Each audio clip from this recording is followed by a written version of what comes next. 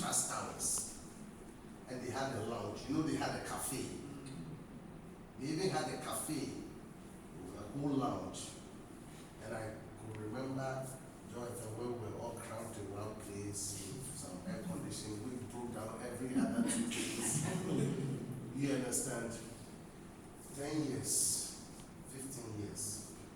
Jonathan is on the tower. and that one has been bought out. Oh. My argument is that yes, premises is important, but do our clients actually expect us to be a pimped office? They just want to know you have a place. So if it is this room and I have my workstations and I have no entry here, my worry in this country is that if you start splashing big, you will end up, it's like, you know, the horn, you will end up painfully from it. Unless, of course, in some instances, clients who have given you a contract give you the instruction that change your office. For us, it was a requirement. Yes, they'll tell you, yes, we'll give you the contract, but our suppliers must maintain a certain standard. You know, advertising agencies have won contracts when they were not in certain places, and they have been instructed that, okay, now that you have won the contract, go and get a place in High Street. That happens. So I think that yes, it's important, but the most important thing, if it's got to do with human knowledge capital, it's got to do with expertise. Otherwise, the lawyers will not have the most. Have you been to a typical lawyer's place until these young boys will pick their places? A typical lawyer in the past, I mean, it didn't matter. It didn't matter. You know, so I'm worried. I'm very conscious of that fact, because if you splash from the beginning, it might hurt. And the same, the other thing is that who is telling you to do it? You see, somebody will say, okay, but the person doesn't have the permission to give you the contract. And so that's something you can. But I think the watch one here is to find an affordable place. Affordable place. Find It's extravagant. Yes, it's decent. You know, decent. It allows you to work, but it depends on how you position it.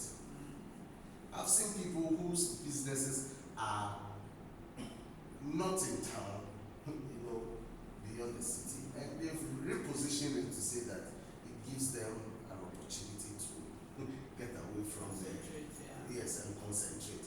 Those are values. You know, they are using their position to their location to discuss. But they are not a startup. What's that? Those who move outside are not starters. They have built their clientele. Yeah. So I think with certain products, you have to start that way, but after 2 years when you build your clientele, you can back down. Yeah, I agree. I mean, it's a matter of choice. If you have the money, right? I know people. I'll give you a typical example. I had a friend who came from, you know, he had worked for a very long time. Well, a talented young man, and came and wanted to start a consulting business. And consulting business, you need a nice office. And he splashed money on a well-appointed office. Believe you, I mean, in 1.5 years, he had to go back and look for a job to do. Because the money, the returns, yes, because he spent not less than $20,000 getting his premises, that office. He understand $20,000 getting that office. And then for months he was pitching for business. He hasn't been around for a long while, so now he had to hook up with old friends and try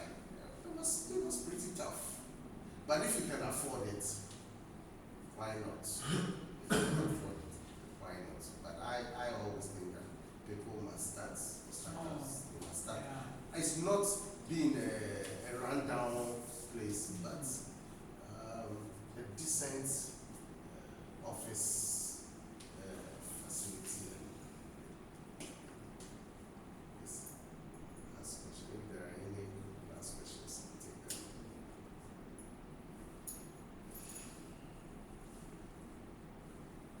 So aside from start small, Yes. which we had last week, also that avoiding the pitfalls of expansion, one of the key things is, a typical thing like getting an office Yeah. and then you find out, like your friend did, the business doesn't come as quickly. So you've spent the bulk of your startup capital on an office space, you're sitting in it, you're incurring more costs because your electricity and other bills are coming Yeah. through, but you're not making money. Mm. So aside from the big advice is start small, maybe from your background, your experience and so forth. What are the key things you need to focus on when you're a startup and you're looking to effectively distribute your products or your service? Well, once you've designed your products or you know what you sell, the first thing is that you yourself has to learn how to sell your product. You must be the chief sales executive officer, not chief executive officer. You must do that. So learn to sell, learn to talk to people about your products. So you have to be at the front. The second thing you have to do is to recruit a salesperson. The third Can you thing, afford it? you should be able to afford it, because that is what is going to bring you revenue. The third person you must recruit is another sales officer. Two salespersons. I'm just telling you, instead of recruiting an office secretary or receptionist, unless of course you have a sales role for that person, instead of spending time Facebooking and WhatsApping, give the person a tall list of prospects to call and book appointments. So then it's adding value, because at the end of the day, nothing happens if nobody sells. You understand? And that person has to play a role in identifying people who can stock the product. So you need a sales culture. If you don't do that, you have an office, people are busy doing all designing software, doing all kinds of things. And then suddenly they find out that all the work that they are doing, there's nothing to show for. So learn as much as you can to sell. But first and foremost, as the entrepreneur, learn to sell. It's not easy, but if you don't do it, you know the consequences. Your money will go down quickly. So do it, and then get people to come and sell. Until such a time that you can now have an in-house. Some people start with all compliments of people. They have an accountant, they have that. Oh no, I'm telling you. What's the person going to work on? Nothing much. Exactly. You can outsource that one. So my advice is that, one, consider distribution as the concept of availability. Once you do that, it opens up so many possibilities for you. Two, if you have to do anything and advertise your product, make sure that your products are available in the outlets you want to reach or easily accessible before you do that. Otherwise, nobody will see you. You would rather be advertising for your competitors. Is that understood? So those are the key points. Do you want to? Yeah. What is your opinion on cold calls marketing? Cold calls. Yeah. You could go somewhere and buy bulk phone numbers Yes. of clients, Yes. and then either you do bulk text message or you do calling, cold call. What is your Okay, so opinion? There are two. Bulk text You messages. do receive that bulk text or you do the calling. Have you received a bulk text before? Yeah. How many of them have you acted on? No. Okay. So we take that out. We take that out. Yeah. Now to the question about cold calling. Cold calling can be important in certain instances. However, the most important thing for you is to create what I call an ideal customer profile. Your wish list by industry and by company. What do I mean by that? You may say, for instance, I want all the people in this neighborhood, all the shops in this neighborhood, because for proximity, for distribution of my products, for accessibility. If it is software, I'm looking for all microfinance companies. So, first of all, you need to define what I call an ideal customer profile, which is I'm looking for, or what I call a wish list, companies who are this, that. Once you get that, then you source for a list that contains each one. Then you develop a sales system.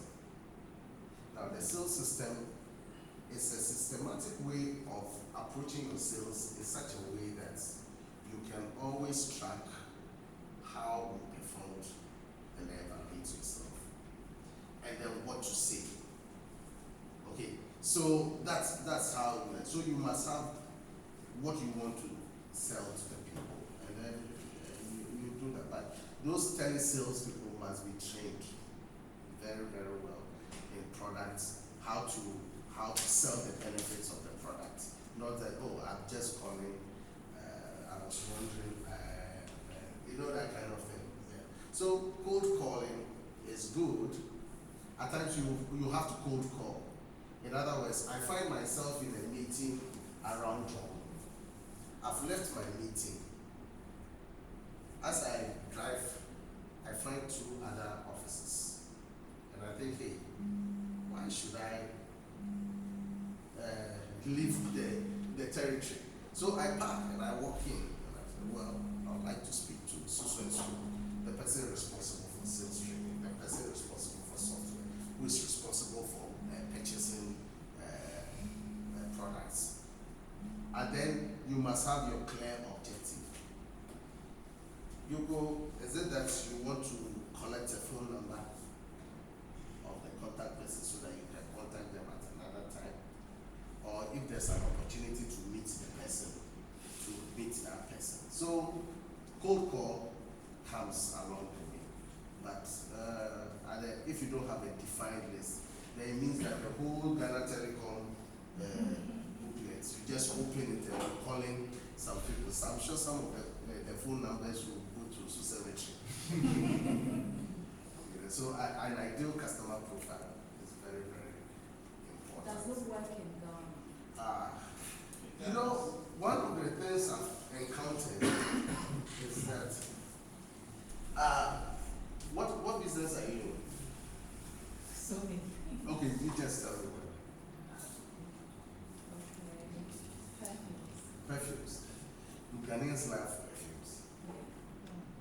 Does perfume business work in Ghana? And that's one of the challenges that I meet when I'm doing sales training, etc. I find this reluctance that does it work in Ghana? But this is a body of knowledge. It's just like telling me, does accounting principles work in Ghana? Production principles work in Ghana? Software principles work in Ghana? Whatever. That is the point I'm making. It works, except that we do not train the people and create systems to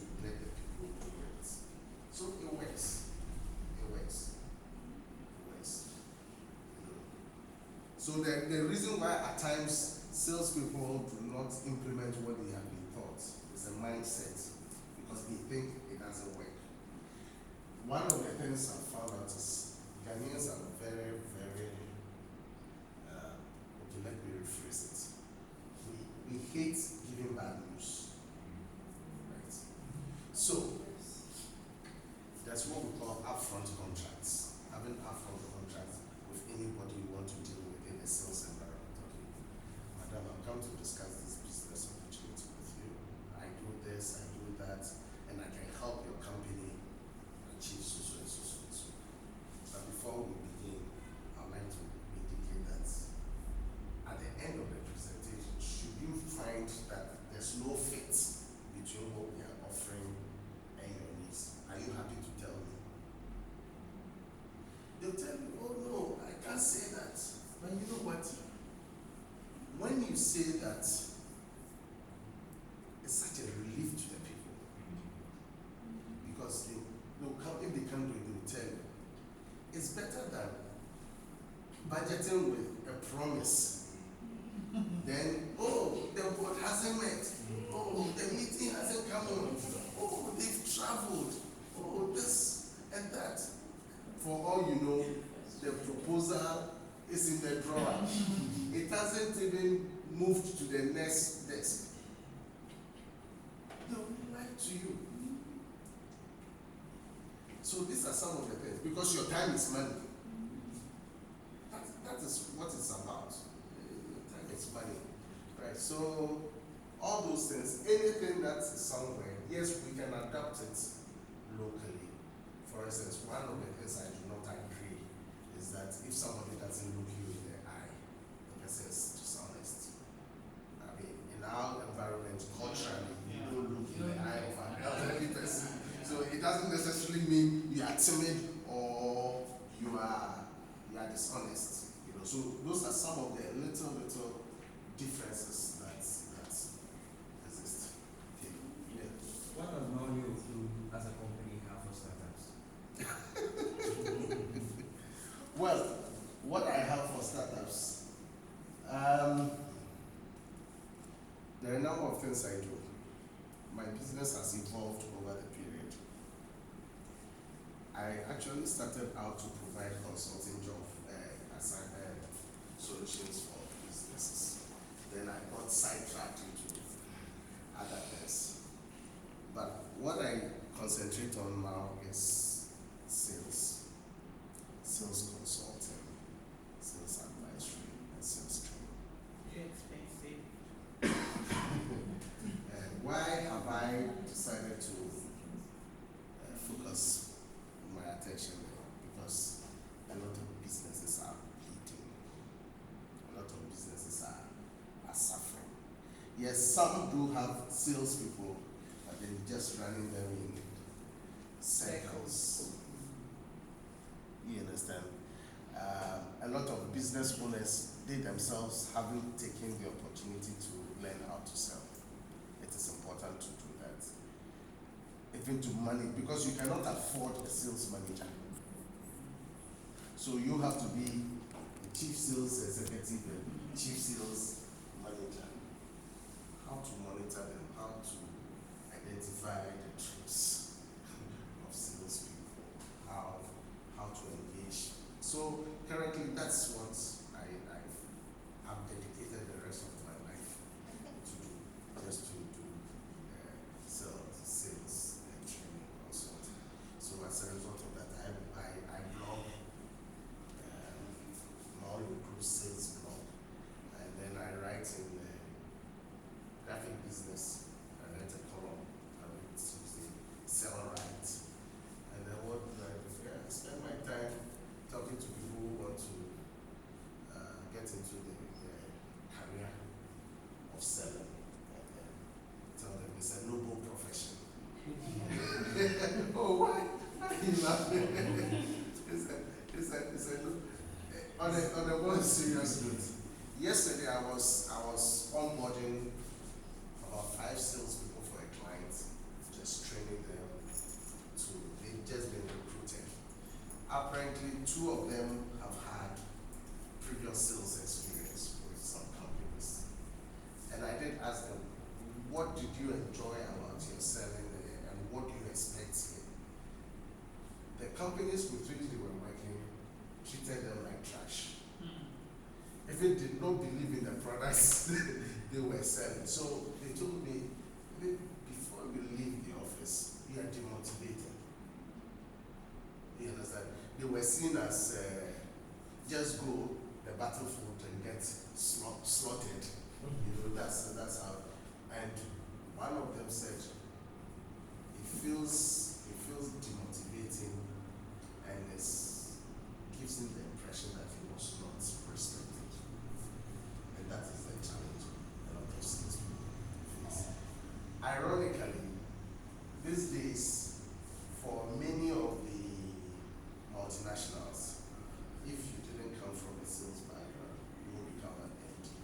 That's a trend that has started happening in the last 5 years. If you don't have a sales background, you will become an MD. So it's a challenge. Okay, so that's what I do.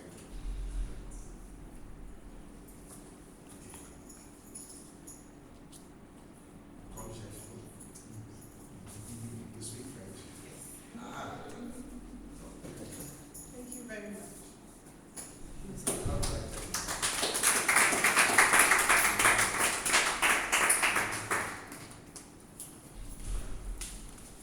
Thank you very much, Mr. Klu. I think we've all learned a lot about distribution, which happens to be a problem for a lot of our startups.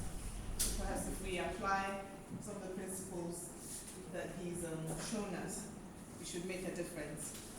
If you want further information on his talks, so we do, because we stream this live, we do put this on YouTube, so you can go and watch it again if you want to catch up on what you missed if you didn't get here on time.